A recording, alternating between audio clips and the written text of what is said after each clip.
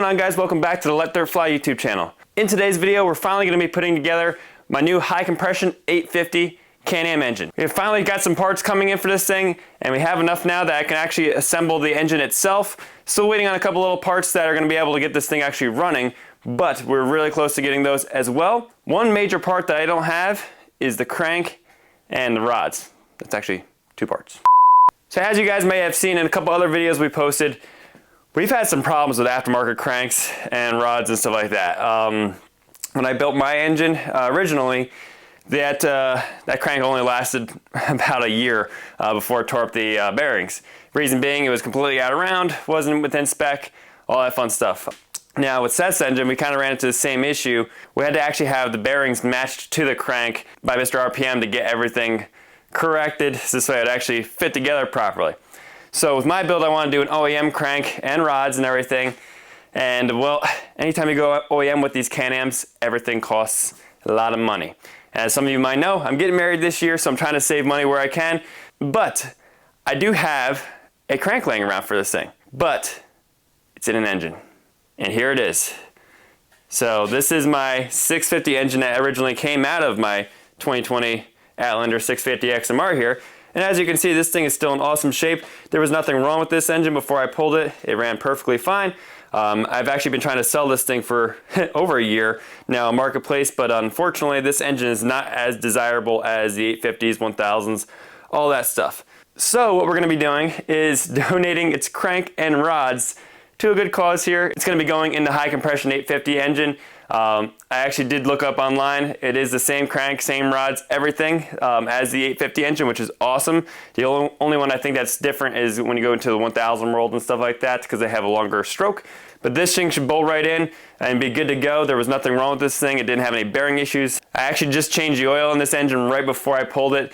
So the oil is actually only like 2 or 3 rides old, but there was no metal in it, anything like that. So I know this crank is basically going to be good to go. I do have to clean it up a little bit though, as you'll see right now. So the only thing I really got to clean up is when I cleaned it last from sitting. Unfortunately, crank got a little bit rusty right there, but it didn't get past the seal or anything like that. So this is just a Scotch-Brite deal, clean it up really good. After we clean this all up, when we put the clutches on, we'll have to definitely make sure we use some valve lapping compound and mate the two together. So what I'm actually going to be doing is all the other stock parts that are still good on this thing, I'm just going to part them out. Some stuff that'll work on our 850s and stuff like that I'll save, but for the most part everything is going to go on eBay. Transmission's going to go because I don't need that anymore. It is, I think, the low ratio gearboxes that they use in the 650 XMRs and the 6x6 is actually, so it is a little bit of a desirable transmission on here that some guys use when they go to the really big tires and everything. But somebody probably out there in the world needs some jugs, maybe they get hurt a top end, same thing with the heads, stuff like that, or even they hurt a case and there's nothing wrong with their other components. Got a perfectly good case here and everything like that. Now you might ask yourself why I wouldn't just put the 850 jugs on this engine and all that fun stuff. Reason being is this is actually their small block case, I guess Can-Am calls it, or some of the engine builders call it.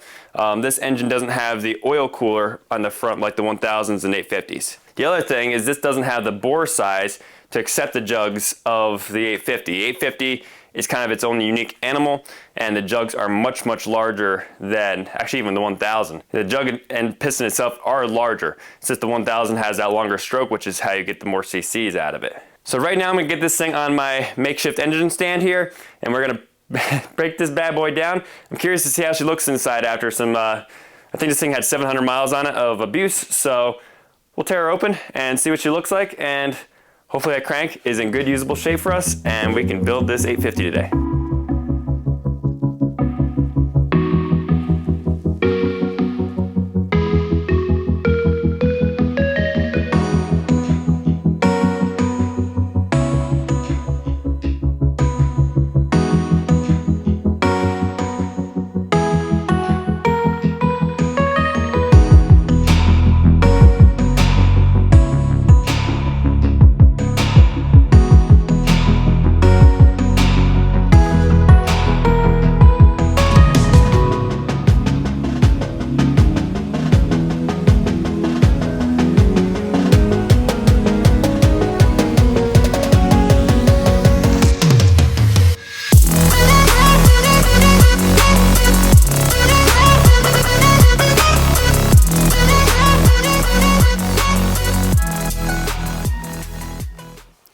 All right guys, so I got the crank out here. Now one misconception is anytime you see rainbowing, it's not always a bad thing. On these Can-Am engines, we have found that even stock, you have some rainbowing right from the factory. This is the way they are. The important thing is if we look at our rods here, the caps of our rods are nice and one correct color. They're not rainbowing. So that means that they haven't seen any heat. The other thing too is we have no up and down movement at all. We have a little bit of side movement, which is fine. You're gonna get that. That's perfectly fine. You're gonna want that actually, because if not, then there's no clearances and she ends up just making clearances. So this all looks really good. There's actually, looking at the bearings and stuff like that, looks pretty good. This bearing actually on this side of the case was starting to get a little bit tore up, but not too bad. I don't know if you guys can see that. A little bit, not too bad, just in one spot. Other than that, that's the only place I'm seeing. And funny enough, when they went to go put it in, it looks like they nicked the bearings on my engine, which is really nice. So we got everything here, which is awesome. Everything looks good. Seth's actually on his way right now, and we're gonna be putting together the 850. But first, let's go over all the parts we received for this thing and see what we got. All right. So here is the table of parts here. So here's the 850 case. I tried to clean it up the best I could. I know you guys want to see it look like this, but I don't have the machinery and stuff to do that, so we got all the dirt off. That's the most important part. Just got the jugs back from Mod Shop. They punched these 0.5 millimeter over, so we're still an 850cc technically. It is not technically a big bore, so the only thing we're running is 0.5 millimeter over pistons. Now the cams, we got these bad boys in. These are Mr. RPM trail cams. So our tuner Blaze recommended these bad boys. He actually recommended them over the race cams and all that fun stuff because apparently they make very good power and reliable power. So we're gonna see how that all turns out. Now in order to tune this thing, we're obviously gonna need a way of tuning it. We're gonna be going with the PC6 for the Can-Am Outlander here. And this is gonna be plugging right into our injectors, all that fun stuff. It's going to control everything we can with the engine. It's also going to have all the fun stuff for the nitrous, so I'll be able to have some different tunes and stuff like that built. Now anytime you open up an engine, and especially if it has some material go through it, we got a new oil radiator. This is really important to replace every time you go through bearings or something like that, because all the material gets stuck in here. So they're cheap enough, we're just throwing a new one in. Now here is the bad boys that are going to make all this action happen. So we got some 5 millimeter over high compression pistons from Mod Shop. These are actually JE pistons here we're going to be using. So we have all the rings gapped already for nitrous, which is awesome. What's really cool is Mod Shop gives you all the parts you're going to need for them. So I think most companies do anyway. But we have the wrist pin here for the piston. We even got the little circlips. They're in that little baggie right there. It's hard to see. But then here is our bad boys right here. They're going to make the action happen. And there they are. Big difference is going to be the raised top there. So if you see that, that is going to up our compression. Now these pistons are still good for 93 octane, so I will be mostly running this thing on 93 when we're just doing regular trail rides, going down to the swamp, stuff like that, because we don't have the room for nitrous. Now when it comes time for nitrous, I haven't decided on the fuel just yet. I can run up to a 30 shot on 93, but we want to make more power than that. So we want to try to at least make a 40 shot. So we're going to either run avgas 100 octane, or we're going to be running 110 race gas. And that's going to be more for like Busco Beach, when we go up to Canada, stuff like that. Now, as I said in the other video of us taking this thing apart, we're going all OEM with the bottom end and everything, and all the parts that we can, because we had very, very bad luck with aftermarket bearings, aftermarket cranks, all that fun stuff. So we have our OEM crank now. We're stealing out of our 650. We also got all OEM bearings here. So got a bunch of them in. We got them from our boy Josh over at On-Kill Powersports. We also went ahead and picked up all OEM gaskets, because when I took this engine apart, the gaskets, oh my God, trying to clean them off with that cheap kit I got prior was not fun. So all OEM gaskets, so this way if we ever had to dig back into this thing, it's gonna be easy to change out gaskets and not be a pain in the butt. I even got our head gasket from Can-Am as well. So we are good to go. Everything is gonna be OEM bottom end, and then we're gonna have some horsepower up top. Now while I'm waiting for Seth to get here, while I was cleaning my heads off the other day, and I was spraying some air on them, I actually saw my 2 exhaust valves leaking a little bit. So I'm relapping the valves, making sure they're all nice and clean, make sure we have a good seal, and those should be good to go. I did one head already. Gonna have the other one done here soon, so let's go ahead and let's tear into the heads and get them all ready to go.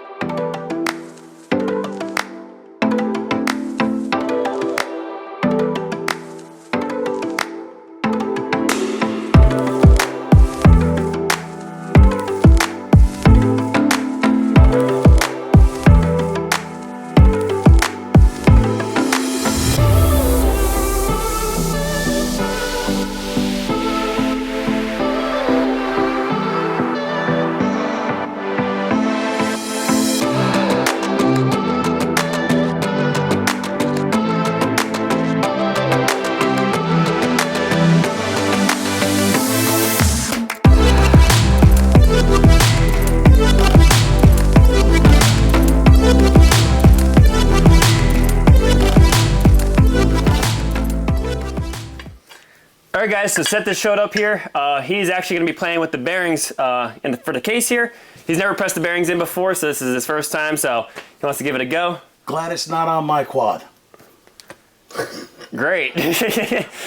And we're hanging out with you guys right now on YouTube Live, which is really cool. So you guys can say hi to yourselves in the future. Got a bunch of you guys hanging out. But yeah, so right now he's gonna be doing that. I gotta go ahead, I gotta get these heads back together. We actually are using the seals that came with, or the valve seals that came with Seth's rebuild kit when he got that for his 1000. They're the same size and everything, so I'm gonna put those in, get the valve springs in, I got the valves all lapped, and we're good to go. 3 hours later. Marshall. What? How long did that take you? To put the keepers in? Yes. An hour?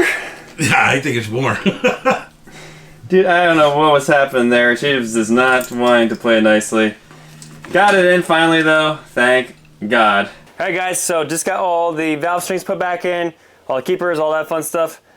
Head's basically ready to go now, and it's time to drop in our cams. Now, it is important to know when you're putting cams in, we have a left and a right, well sorry, a front and a rear for the Can-Ams. So I had to actually pull out, and actually is marked by Mr. RPM. There is an F on this one, and the other one has an R, front and rear. But I just want to go over cams and kind of why we're doing this and kind of what makes this one different than this one essentially. So this is a stock, this one's our Mr. RPM one. So let's take a closer look. All right, so the first thing I'm seeing off the bat now, I don't think Mr. RPM actually lists anything as far as specs goes. So the lobe on the cams is what actually opens and closes our exhaust and our intake valves. So the taller this guy is, the more that valve is going to open, allowing more air and fuel to come in, which equals more kaboom. Now the other thing that I noticed is if we look at the shaft size and see down here, like right there we got like maybe a couple mil, right here we have like maybe 2 mil, like pretty big difference in size of the lobe out here. What that is, that's our duration and how long the valve is going to stay open.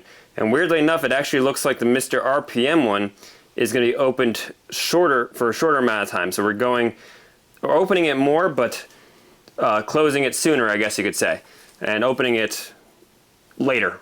So yeah, so it's kind of weird how that stuff works, but basically we're going to be, because it's opening more, we're going to be allowing more of it in.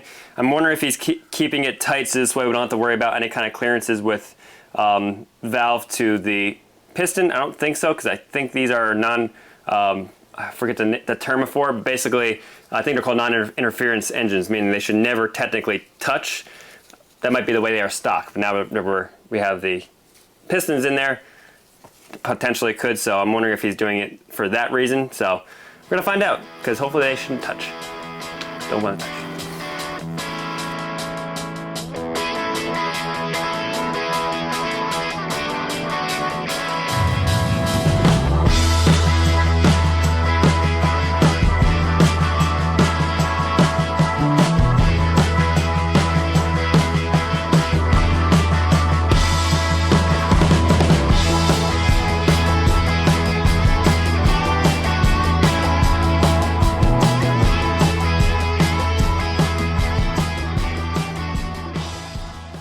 All right, so time to install our new high compression pistons. We do this first before we do the jugs. Now, real quick, I just wanted to show you guys the difference between the two. So here's our stock pistons and here's our aftermarket high compression ones. You can see the center is taller that's going to be where our compression is coming from. But then also what they do is we have a little bit deeper of a relief for our valves, because when you're running things like cams, you got to make sure you got plenty of valve clearance, especially if you're going with something with more lift. So this is our stock guy, basically just a flat top, barely any release for the valve. So that's why certain cams like the Mod Shop Stage 2s, you have to run an aftermarket piston because they won't clear the stock pistons. Now real quick, just for fun, here's our 650 piston we just pulled out earlier. Look at the size. It's a tiny little guy. So tiny. It is actually a dome piston though.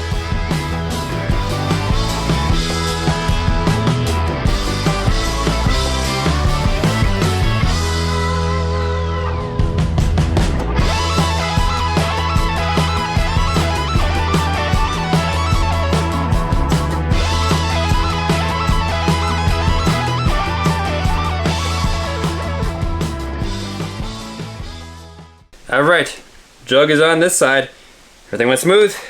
As you can see here, our piston now protrudes into the chamber for the cylinder head, so pretty scary. So we gotta make sure our clearances are definitely good.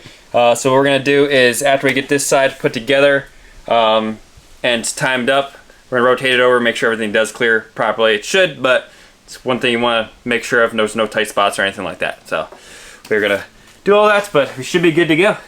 All right, so we got the front cylinder all put together. We're just waiting on the valve lash that we're going to run with this. Because of the nitrous, we want to make sure the valves are lashed properly. So now we're going to start the second cylinder, get that done.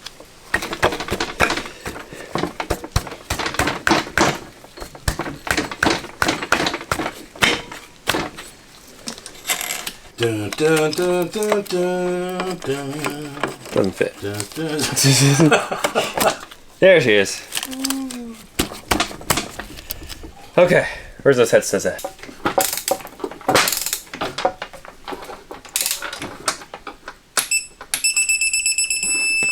What are you doing? All right, so we are just lashing our valves here. So according to our dyno tuner that we're working with, Blaze there, he wants 6 thou for the intake, 6 thou or 8 thou for the exhaust. So just tightening these up a little bit. Things looking good here. Just gotta tighten this one up just a little bit.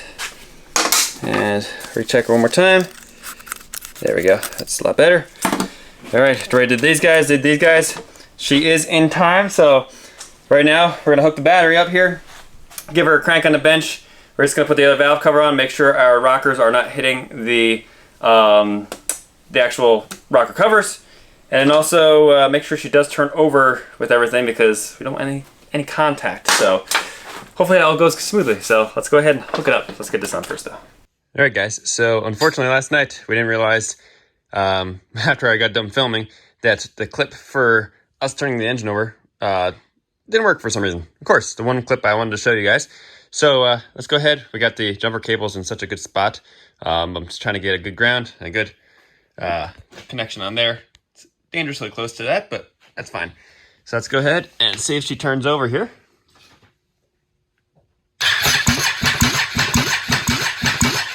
There you go. So she does turn over good.